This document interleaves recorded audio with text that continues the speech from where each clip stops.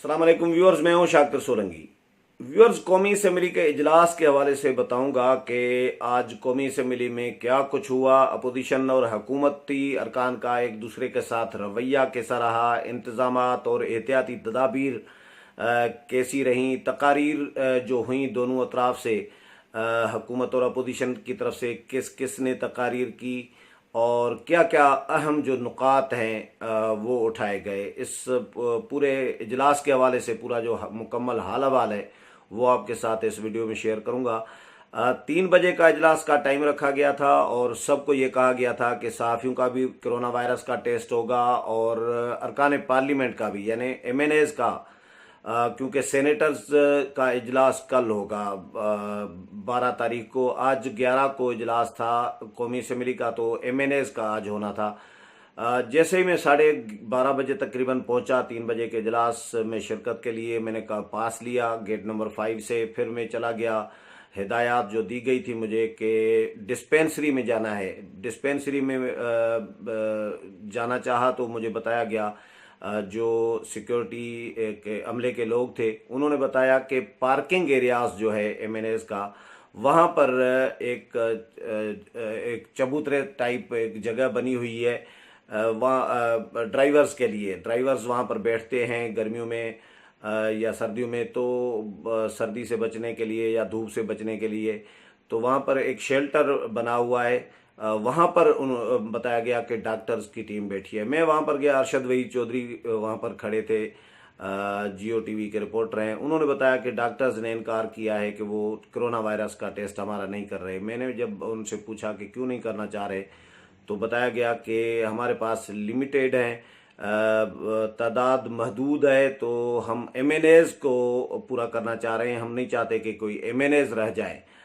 तो मैंने उनको कहा कि अगर आप लोग हमारा नहीं कर रहे तो इसका मतलब है, कल तो हमें ये कहा गया है कि तमाम सहाफ़ियों का होगा, तो डॉक्टर्स ने कहा कि नहीं, 10 सहाफ़ियों का हमने कर लिया है, मज़ीद हम नहीं करना चाह रहे क्योंकि हमने MNAs का कोटा पूरा करना है। तो मैंने उनको कहा चलें ठीक है, आप न करें, ये तो हमारे लिए ख़बर है, हम खबर चला देते हैं। तो फिर PRA जो है हमारी पार्लियामेंट्री रिपोर्टर्स एसोसिएशन, उनके साथ रब्ता किया मैंने, तो उन्होंने भी कहा कि जो डॉक्टर इंचार्ज है पार्लियामेंट हाउस और पार्लियामेंट लॉजेस का, डॉक्टर मुमताज़, उन्होंने इनको हिदायत की हैं कि सब सहाफ़ियों का करना है। बहरहाल फिर डॉक्टर ने कहा कि यार आप डरा क्यों रहे हैं खबर बोलकर, तो आप आ जाएं।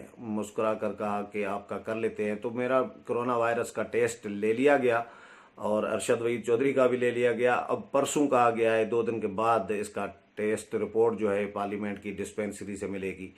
इस तरह फिर हम पार्लियामेंट में अंदर गए। लेकिन मैंने ये नोट किया कि एक तो कोरोना टेस्ट कराने के लिए रश नहीं था कम अज़ कम। चले 3 बजे का इजलास था, बाद में मैं अंदर चला गया था बिल्डिंग में, तो बाद में कुछ लोग आए थे, यकीनन आए थे, लेकिन इतना जितना अंदाज़ा था मुझे कि इतना रश होना चाहिए। स्टाफ है पार्लियामेंट हाउस में, सैकड़ों की तादाद में मुलाजमीन हैं, 350 MNAs हैं, 50-60 सहाफ़ी थे। मैंने समझा कि बड़ा रश होगा, लेकिन डॉक्टर्स वेले बैठे थे। मैं गया तो हमारा 2 का कर लिया, हम 15 मिनट 20 मिनट वहाँ पर खड़े रहे, लेकिन एक या 2 लोग आए थे, वो भी MNAs नहीं थे। बहरहाल ये टेस्ट का सिलसिला इस तरह मैंने देखा और ये भी नोट किया कि बहुत सारे लोगों ने टेस्ट नहीं भी कराया, ये ज़रूरी भी नहीं था, यानी हमारा नहीं करना चाह रहे थे डॉक्टर्स, तो इसका मतलब है हम जा सकते थे। ये ऐसा भी नहीं था कि हमें कोई रोक रहे थे कि भाई कवरेज नहीं कर सकते। कवरेज की भी इजाज़त थी, कार्ड भी मिल गया, अंदर जा सकते थे बगैर टेस्ट कराए हुए।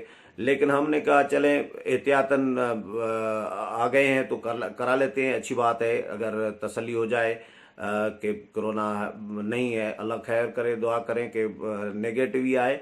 तो बहरहाल इस तरह कौमी असम्बली का इजलास शुरू हुआ और पीपल्स पार्टी की तरफ से बिलावल भुट्टो जरदारी ने तकरीर की, नून लीग की तरफ से ख्वाजा आसिफ ने तकरीर की, पार्लियामान लीडर हैं, और हुकूमत की तरफ से आगाज़ जो है कोरोना वायरस पर बहस का शाह महमूद कुरैशी से कराया गया।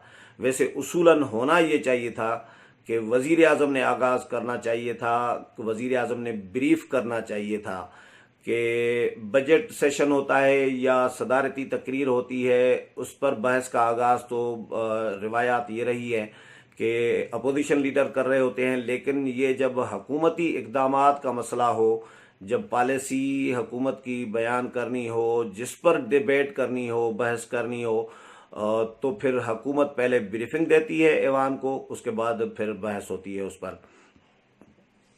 तो शाह महमूद कुरैशी से बहस का आगाज़ कराया गया। उन्होंने ब्रीफ किया, इक़दामात के हवाले से बताया कि 26 फरवरी को पहला केस कराची में ज़ाहिर हुआ था। उसके बाद ये इस तरह ये सारे जो ब्रीफिंग है जो रोज़ दे रहे हैं मुशीर सेहत जो हैं ज़फ़र मिर्ज़ा साहब, वही ब्रीफिंग उन्होंने दी। उन्होंने तनकीद भी की अपोजिशन पर। ज़फ़र मिर्ज़ा भी, ये भी बताऊं कि ज़फ़र मिर्ज़ा मौजूद थे, वो क्योंकि स्पेशल असिस्टेंट है, मुआविन खुसूसी हैं, तो वो ऐवान में नहीं बैठ सकते, तकरीर नहीं कर सकते, जवाब नहीं दे सकते। और वो बैठे रहे, वो सुनते रहे साइड में।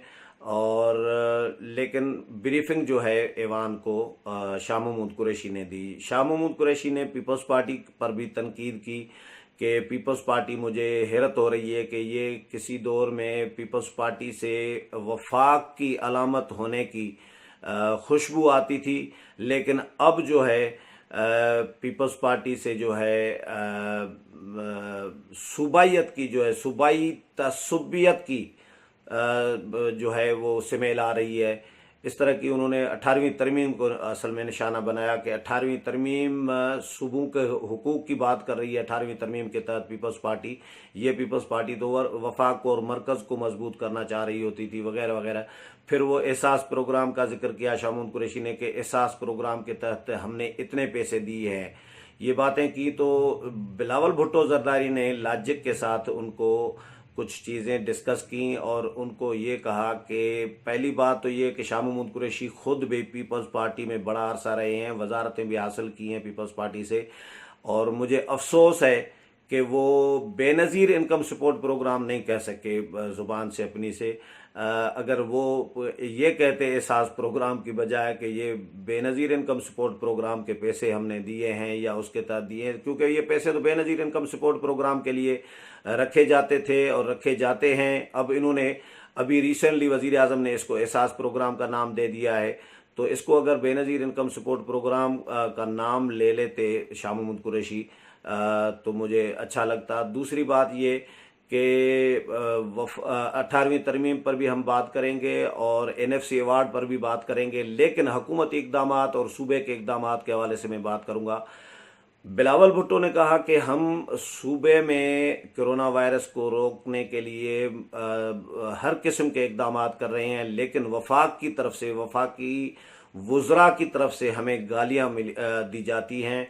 और आप लोग कोरोना वायरस के इन 2 महीनों 2.5 महीनों के दौरान आप लोग इन वफाकी वुज़रा के बयानात उठा कर देखें तो 90% इनके बयानात जो हैं वो वज़ीर आला सिंध मुराद अली शाह के ख़िलाफ़ हैं या पीपल्स पार्टी की क़यादत के ख़िलाफ़ हैं।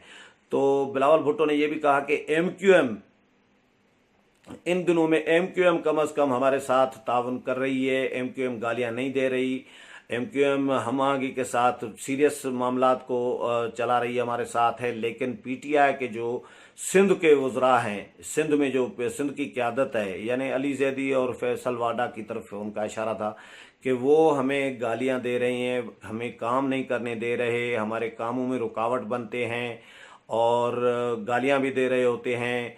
वो गवर्नर जो हैं वो इमरान इस्माइल, वो हमारे आर्डिनेंसेस पर दस्तखत नहीं करते, हमारे काम रुक जाते हैं। इस तरह की उन्होंने रोना रोया बिलावल भुट्टो जरदारी ने। लेकिन उसके बावजूद उन्होंने कहा कि हम इस मामले पर सियासत नहीं करना चाहते और मैंने तो पहले भी प्रेस कॉन्फ्रेंस, सबसे पहले मैंने प्रेस कॉन्फ्रेंस की थी और ये कहा था कि वज़ीर आज़म इमरान खान हमें लीड करें, पूरे पाकिस्तान को लीड करें, हम उनके साथ होंगे, हम जगह जगह उनके साथ हर जगह पर जाएंगे और लोगों को बताएंगे कि ये मेरे और हमारे वज़ीर आज़म हैं, ये हमारे वज़ीर सेहत भी हैं, और लेकिन हम मुकम्मल ताउन करने के लिए तैयार हैं, लेकिन वो लीड करें। लेकिन अफसोस है कि वो इस मुल्क के वज़ीर आज़म अपने आप को नहीं समझ रहे, शायद वो समझ रहे हैं कि मैं PTI का वज़ीर आज़म हूँ। ये बिलावल भुट्टो जरदारी ने उन पर भी तनकीद की और हुकूमती वज़रा को भी निशाना बनाया, लेकिन उसके बावजूद उन्होंने कहा कि हम मुकम्मल तावन करने के लिए तैयार हैं, हम लड़ाई नहीं करना चाहते, हम लड़ने के मूड में नहीं हैं। इस वक्त कौम बड़ी मुसीबत में है, मुश्किल में है, पूरी दुनिया मुश्किल में है, तो हमें मुत्तहिद होकर इत्तफाक राय के साथ, मुशावरत के साथ एक दूसरे के साथ चलना है। बिलावल ने यह भी कहा कि हमें अफसोस इस बात पर भी है कि वज़ीर आज़म कहते हैं कि सिंध जो है अपना फ़ैसला खुद कर ले, पंजाब अपना फ़ैसला खुद कर ले, KPK खुद कर ले और बलूचिस्तान खुद कर ले। तो बिलावल ने सवाल किया कि हमारे दौर में सैलाब आए और मुश्किलात मुसीबतें आई, सवात ऑपरेशन हमने किया, बहुत सारे और इश्यूज़ थे, लेकिन हमने तो कभी ये नहीं कहा कि भाई ये गिलगित बल्तिस्तान का इशू है, ये खैबर पख्तूनख्वा का इशू है, ये बलूचिस्तान से ईरान से अगर ज़ायरीन आ रहे हैं तो या इस तरह के ये बलूचिस्तान का इशू है, ये हमारा इशू नहीं है, बलूचिस्तान हैंडल जाकर करे। तो हमने ऐसी कोई बात नहीं की थी। हर मुसीबत मुश्किल वक्त में हमने सूबों का साथ दिया है, लेकिन वफाकी हुकूमत जो है वो साथ नहीं दे रही। बिलावल भुट्टो की जरदारी की तकरीर बहुत अच्छी थी, इसमें कोई शक नहीं था। जिन दोस्तों ने नहीं सुनी तो वो यूट्यूब पर जाकर सुन सकते हैं, आपको अंदाज़ा हो जाएगा कि उनकी कितनी सीरियस तकरीर थी। और एक और चीज़ हुई कि बिलावल ने तकरीर ख़त्म की तो जो हमें तवक्को थी कि हुकूमत मुराद सईद को बिलावल के जवाब के लिए मुराद सईद को फ्लोर देगी, स्पीकर डिप्टी स्पीकर ने वही काम किया, क्योंकि ये प्लान होता है हुकूमत का कि बिलावल के मुकाबले में मुराद सईद को खड़ा किया जाता है। तो पीपल्स पार्टी, नून लीग समेत तमाम जमातें अपोजिशन मुराद सईद की तकरीर शुरू होते ही वो उठकर ऐवान से बाहर चले गए, यानी गैर एलानिया वॉकआउट उन्होंने कर लिया था।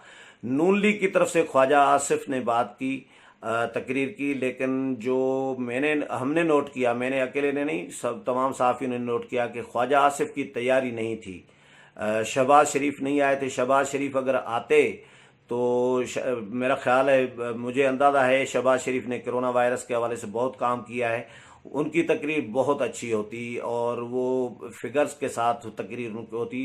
ख्वाजा आसिफ ने टाइम पास किया। ख्वाजा आसिफ ने बस वो जिस तरह टाइम पास ही कह सकते हैं, और तो क्या कहेंगे इसको, कोई ऐसी तकरीर नहीं थी। हालांकि ख्वाजा आसिफ बहुत अच्छी तकरीर करता है। ख्वाजा आसिफ के ऐसे ऐसे जुमले होते हैं जो यादगार बन जाते हैं।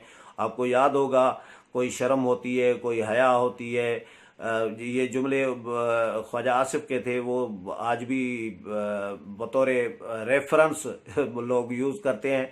तो ख्वाजा आसिफ बहुत अच्छे मुकर्रर, बहुत अच्छे हैं, बहुत अच्छी तकारीर उनकी होती हैं, लेकिन आज की तकरीर उनकी मुतासिर कुन नहीं थी, क्योंकि नून लीग बड़ी जमात है, अपोजिशन लीडर उनका है, और ख्वाजा आसिफ ने अपोजिशन लीडर की नुमाइंदगी की, शहबाज शरीफ की। उनको तैयारी करके आना चाहिए था, ये कमी महसूस हुई।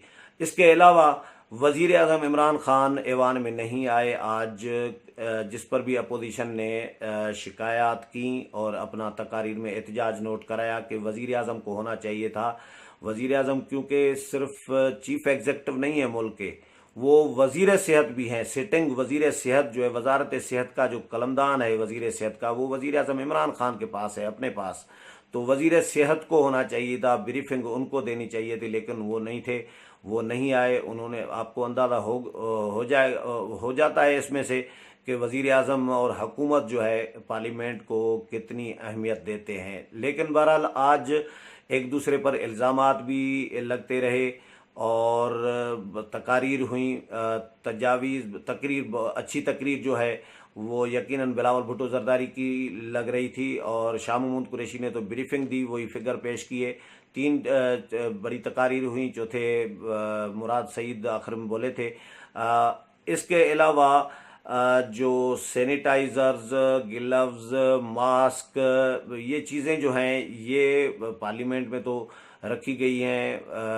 वहाँ पर थर्मल गन से टेम्परेचर चेक किया जा रहा था, फिर स्कैनिंग भी की जा रही थी। ये मामला तो जो हिफाजती तदाबीर का बताई गई थी वो तो थी मौजूद, लेकिन कोरोना वायरस का टेस्ट हर शख्स के लिए लाजिम जो करार दिया गया था वो हो नहीं रहा था। सब लोगों ने नहीं कराया कोरोना टेस्ट, बहुत सारे सहाफ़ी रह गए, बहुत सारे MNAs अपनी मर्जी से आए, अपनी मर्जी से चले गए। जिसका दिल करे तो टेस्ट कराने चला जाए, जिसका दिल न करे तो न कराए, यानी कोई जोर जबरदस्ती वाला काम नहीं था।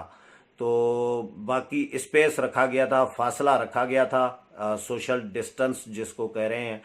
तो एक निशिस्त का दरमियान में फासला रखा गया था। डिप्टी स्पीकर बार बार अरकान को ये भी हिदायत करते रहे, वार्निंग भी देते रहे कि फासला रखें, एक दूसरे के बीच में एक निशिस्त का कम से कम फासला रखें। तो इजलास फिलहाल एक दिन का हो गया है। कल फिर सेनेट का इजलास होगा इसी कौमी असम्बली के हाल में, क्योंकि सेनेट का हाल छोटा है तो कौमी असम्बली का हाल लिया गया है ताकि डिस्टेंस के साथ मेंबरान बैठ सकें।